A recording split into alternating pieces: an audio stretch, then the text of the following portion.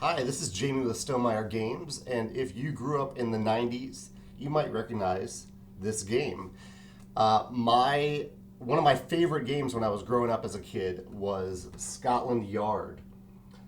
This is a very old version of Scotland Yard. I picked it up from my parents when I was home for the holidays a few weeks ago. And what I'm wearing is not a mechanism in the game, but it's my favorite component in the game. It's this little hat that you have to wear if you are Mr. X in Scotland Yard. I played it the other day as an adult for the first time, and I was reminded of how much this component is really cool because it hides your eyes while you're looking at the board if you are Mr. X. And you just kind of look devious while you're wearing it, which is the whole point of being Mr. X. In Scotland Yard, it's a hidden movement game. It's kind of the classic hidden movement game. There's one player, Mr. X, who is hidden. You don't know where he is on the board, and everybody else is trying to catch him by using this map of London. So Mr. X is using a few different types of tokens to move around on the board. And this is what I really like about this game. Because in general, I have found that I don't really enjoy hidden movement games, which is surprising to me as an adult because of my positive experience playing Scotland Yard as a kid. And I thought going into the game session this past weekend when I played Scotland Yard for the first time in 20 years, I thought that maybe I just hadn't, my taste had changed. I thought maybe my taste had changed. And that's why I don't like hidden movement games all that much anymore. But what I realized is that that's not the case. The reason I like Scotland Yard is that Mr. X gives information to the players every turn.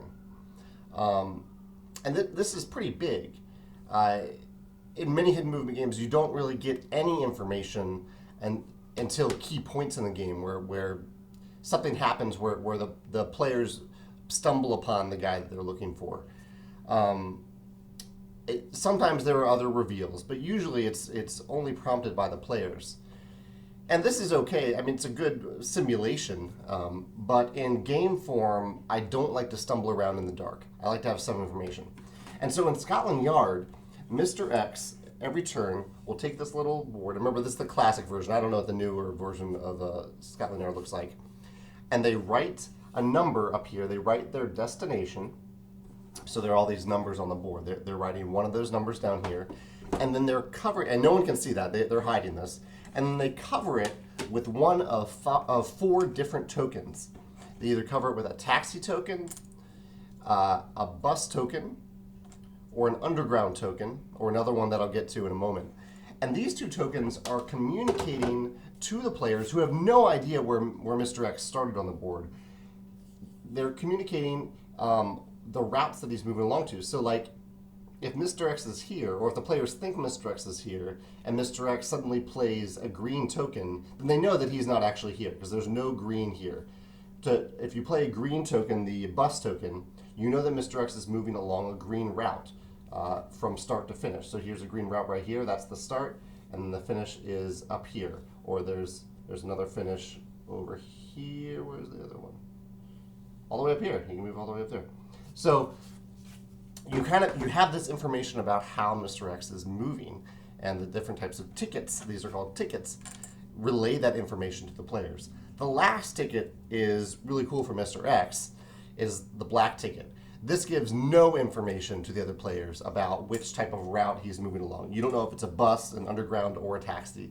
You just know that he moved somewhere, and you have to figure out where that was.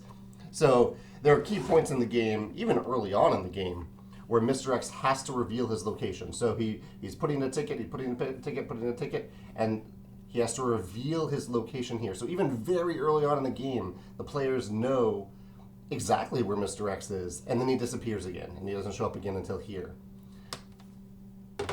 I really, really like this system. I like that there's an early reveal. I like that these tickets give information to the other players every turn, so they have something to go on, something to use, something to talk about every turn. I really, really like that.